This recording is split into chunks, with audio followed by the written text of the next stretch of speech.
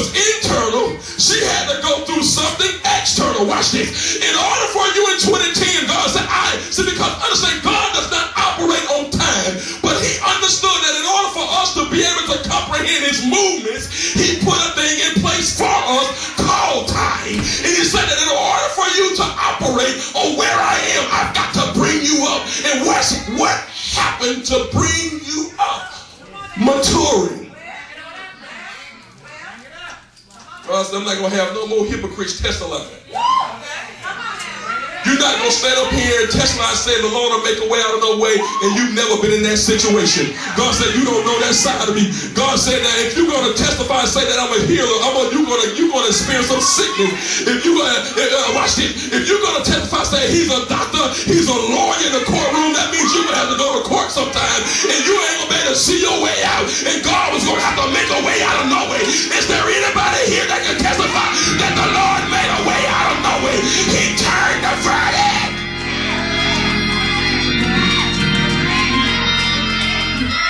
Some of y'all wonder why family turned their back on you. Because if you're going to know that he's a mother to the motherless and a father to the fatherless, he had to allow them to turn their backs on you so that you can learn how to love it. He's learning you to do family crisis.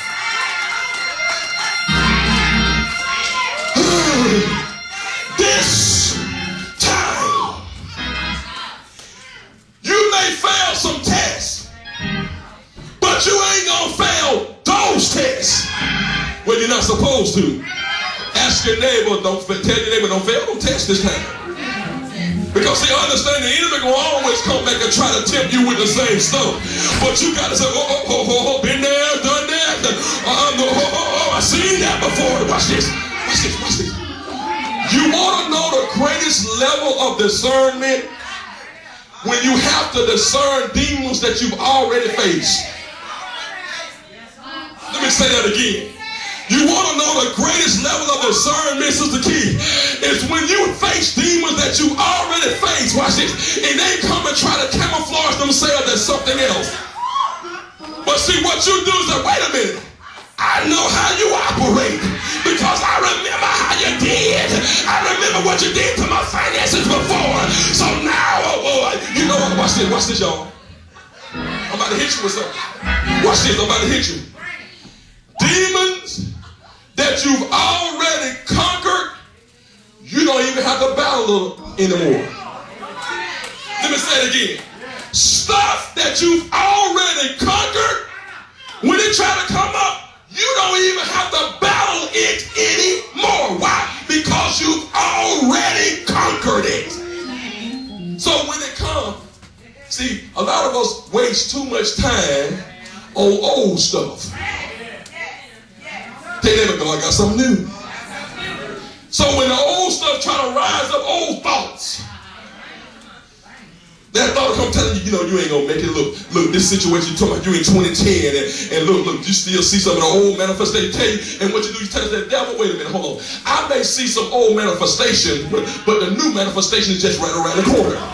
How do I know? Because here's an indicator. The old stuff is trying to get me to think back. See, what you got to do, you cannot allow your mind to go back to the last decade mentality. What's the new decade mentality? Lord, however you bless me, I'll be satisfied, Lord, from the north, south, east, and west. If you bless me from behind, Lord, you said you would cause the blessing to overtake me. Lord, you said that if I get out on my knees and ask whatever I want, you said you would give it to me. So, God, I'm just trying to position myself and posture myself for the blessing this time. 4 things about this time that the writer was saying. I commune with my own heart, saying. Number 1, I talk to my own self. See, this time now, you can't be so dependent upon the prayer team, the intercessory group, the pastor. You got to work out your own soul salvation. See, that's been one of the problems. We've been dependent on somebody else to push us through when we need to push us through our own stuff. Because see, let me tell y'all something. Everybody got something they're dealing with. I don't care who we are. We all got something we're dealing with. So we all have to deal with our own stuff. So what we've got to do is commune with our own self. Point number 1.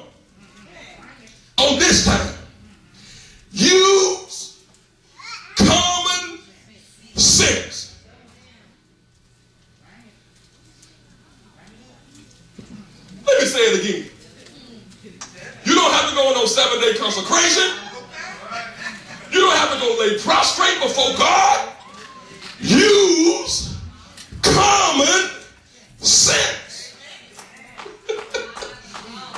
You know better, do better. Tell your neighbor, use common sense. You use common sense. Some stuff God already just put you up here. It's already up here. You just got to use it. See, what happens when we make things too spiritual? Sometimes we make stuff too spiritual, and we be trying to call on the Lord and say, look, I've already given you what you need, common sense. Lord, I need a revelation. God said, what you need a revelation for? Use common sense. You know, if the speed limit 55, and they're saying that it passed a law that if you're going 75 in a 2-lane highway, that you're going to get a $200 fine, don't you get out there running 90. And then want God to get you out of it. And God, and then you get mad, ready to turn your back on God because God didn't touch the judge's heart where you didn't use common sense. You know, now you're mad at the church and ready to leave the church and turn your back on God, turn his back on. No, God didn't turn his back on you. You didn't use common sense. The law said, don't go. Tell your neighbor, don't do it. Because I don't want y'all to stop paying tithe because you got to pay that $200 fine.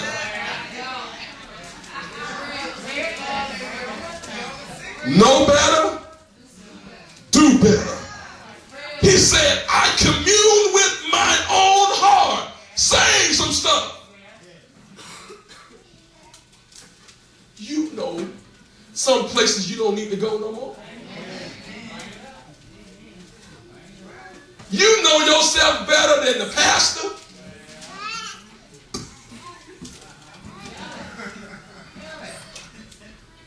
You know yourself better than, because a lot of people come to the pastor, I need you to pray for me. Okay, I pray for you. But you know yourself better than anybody else besides God.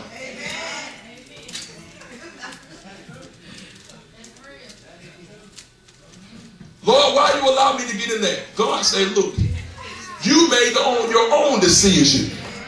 Tell your neighbor, use common sense. The writer said, I talk to my own heart.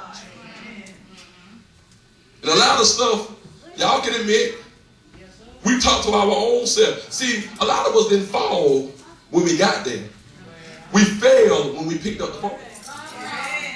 Okay, let me move on. Lo, I am come to great estate, and have gotten more wisdom than all they that have been before me in Jerusalem. Number 2, think before you react. Number 1, use common sense. Number 2, think before you react. So a lot of times we fly off the handle too quick.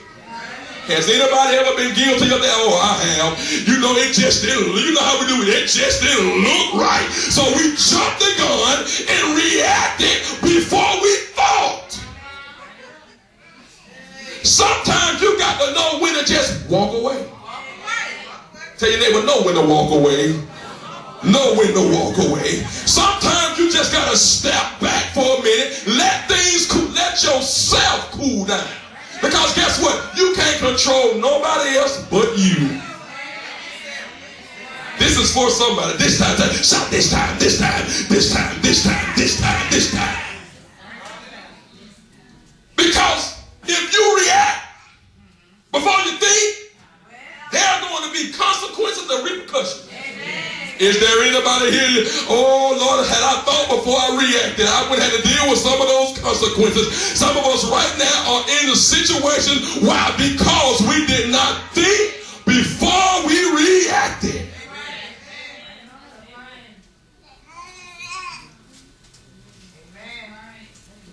So this time, we use common sense. This time I'm going to think before I react. And number 3,